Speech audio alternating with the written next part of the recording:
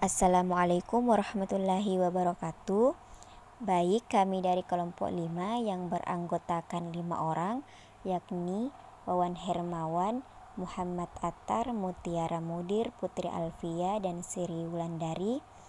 Pada kelompok kami akan membahas tentang komunikasi efektif dalam keluarga. Baik, yang pertama, pengertian komunikasi efektif. Berkomunikasi efektif berarti bahwa komunikator dan komunikan sama-sama memiliki yang sama tentang suatu pesan.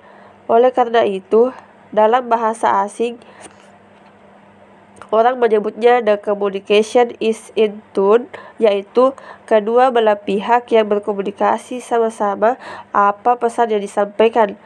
Menurut Stewart dan Slavia Mouse dalam buku Psikologi Komunikasi, komunikasi yang efektif ditandai dengan adanya pengertian, dapat menimbulkan kesenangan, mempengaruhi sikap, meningkatkan hubungan sosial yang baik, dan pada akhirnya menimbulkan suatu tindakan.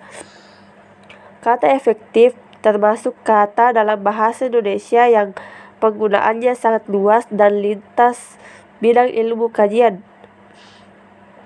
Menurut KBBI, kata efektif diartikan sebagai ada efeknya, akibatnya, pengaruhnya, kesannya. B. Manjur atau mujarab tentang obat.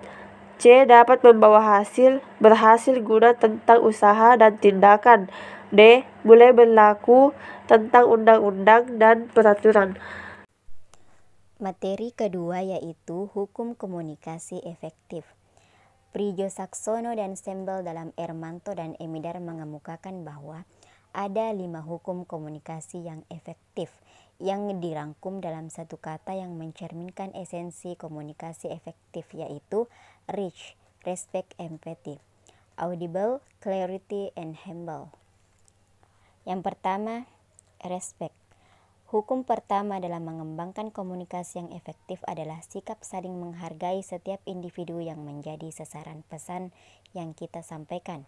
Kemudian yang kedua, empati.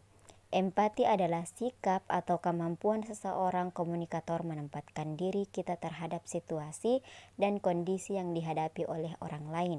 Kemudian yang ketiga, audible. Hukum ini mengacu pada kemampuan kita untuk menggunakan berbagai media maupun perlengkapan atau alat bantu audiovisual yang akan membantu kita agar pesan yang kita sampaikan dapat diterima dengan baik. Kemudian yang keempat adalah clarity. Clarity adalah kejelasan pesan atau informasi yang disampaikan oleh komunikator sehingga tidak menimbulkan interpretasi atau berbagai penafsiran yang berkelainan kepada komunikan. Kemudian yang kelima adalah humble.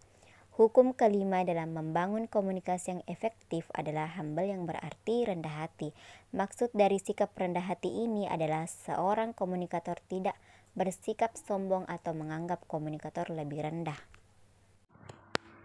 3. Bentuk komunikasi efektif. Ada 2 macam bentuk komunikasi efektif yang perlu diketahui. Di antaranya sebagai berikut. 1. Komunikasi verbal efektif. A. Berlangsung secara timbal balik. B. Makna pesan ringkas dan jelas. C. Bahasa mudah dipahami. D. Cara penyampaian mudah diterima. E. Disampaikan secara tulus. F. Mempunyai tujuan yang jelas. G. Memperhatikan norma yang berlaku. H. Disertai dengan humor. Dari penjelasan tersebut diketahui bahwasanya komunikasi verbal yang efektif lebih memperhatikan keadaan komunikator terlebih dahulu. Dengan kata lain, komunikator harus mampu mengajak komunikan berbicara dengan baik agar komunikan sendiri dapat memahami pesan yang disampaikan oleh komunikator. 2. Komunikasi nonverbal. A. Penampilan fisik. B. Sikap tubuh dan cara berjalan. C. Ekspresi wajah. D. Sentuhan. Berdasarkan penjelasan tersebut bahwasanya komunikan nonverbal lebih menggunakan isyarat-isyarat tubuh seperti sikap tubuh atau cara berjalannya. Dalam hal ini, penyampaian pesan secara efektif dapat kurang berjalan dengan baik karena komunikan tidak mengerti apa yang disampaikan oleh komunikator. Materi yang keempat yaitu fungsi komunikasi efektif. Dengan berkomunikasi, kita dapat saling menjalin hubungan baik sesama manusia, saling pengertian dengan orang lain karena komunikasi memiliki beberapa fungsi diantaranya sebagai berikut. Yang pertama, fungsi informasi. Fungsi informasi ini berfungsi untuk memberikan sesuatu atau pesan kepada pihak tertentu dengan maksud agar komunikan dapat memahaminya. Kemudian yang kedua, fungsi ekspresi. Fungsi ekspresi ini adalah sebagai wujud ungkapan perasaan atau pikiran komunikator atas apa yang dia pahami terhadap sesuatu hal atau permasalahan. Yang ketiga, fungsi kontrol. Fungsi kontrol bertujuan untuk menghindari terjadinya sesuatu yang tidak diinginkan dengan memberi pesan yang tidak diinginkan, memberi pesan berupa perintah, peringatan, penilaian, dan sebagainya. Kemudian yang keempat, fungsi sosial. Fungsi sosial ini adalah untuk keperluan rekreatif dan keakraban hubungan di antara komunikator dengan komunikan. Kemudian yang kelima adalah fungsi ekonomi. Fungsi ekonomi ini adalah untuk keperluan transaksi usaha atau bisnis yang berkaitan dengan finansial, barang, dan jasa. Nah, materi selanjutnya adalah teknik penyampaian pesan efektif. Banyak cara untuk menyampaikan pesan, yaitu dengan tatap muka atau melalui media komunikasi. Agar komunikasi dapat efektif, maka cara penyampaian pesan atau informasi perlu dirancang secara cermat sesuai dengan karakteristik komunikan maupun keadaan di lingkungan sosial yang bersangkutan. Jalaluddin Rahmat mengatakan bahwa keberhasilan komunikasi sebagian ditentukan oleh kekuatan pesan. Nah, dengan pesan, seseorang dapat mengendalikan sikap dan perilaku komunikan agar proses komunikasi terlaksana secara efektif.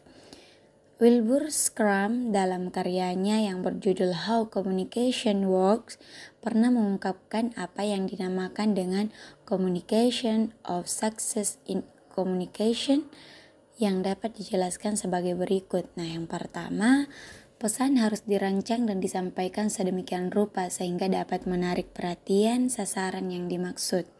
Yang kedua, pesan harus menggunakan tanda-tanda yang tertuju kepada pengalaman yang sama antara komunikator dengan komunikan sehingga sama-sama dapat dimengerti. Ketiga, pesan harus membangkitkan kebutuhan pribadi pihak komunikan dan menyarankan beberapa cara untuk memperoleh kebutuhan.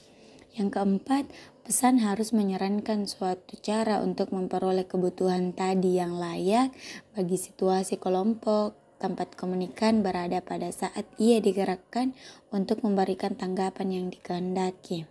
Alan H. Monroe mengemukakan 5 langkah menyusun pesan yang kemudian disebut motivated segmentation, yaitu yang pertama, attention atau perhatian, artinya bahwa pesan harus dirancang dan disampaikan sedemikian rupa sehingga dapat menumbuhkan perhatian dari komunikan. Yang kedua, need atau kebutuhan, artinya bahwa komunikator kemudian berusaha meyakinkan komunikan bahwa pesan yang disampaikan itu penting bagi komunikan. Dan yang ketiga adalah satisfaction atau pemuasan. Dalam hal ini komunikator memberikan bukti bahwa yang disampaikan adalah benar. Yang keempat adalah visualization atau visualisasi. Komunikator memberikan bukti-bukti lebih konkret sehingga komunikan bisa turut menyaksikan. Dan yang kelima adalah adanya action atau tindakan. Komunikator mendorong agar komunikan bertindak positif, yaitu melaksanakan pesan dari komunikator tersebut. Nah, dari 5 langkah dalam menyusun pesan tersebut dapat disimpulkan bahwa cara penyampaian pesan berpengaruh terhadap keefektivitasan dalam proses komunikasi. Cara penyampaian yang baik akan memudahkan komunikan dalam menerima dan memahaminya. Baik, itulah tadi pembahasan dari kami tentang komunikasi efektif dalam keluarga. Sekian, Assalamualaikum warahmatullahi wabarakatuh.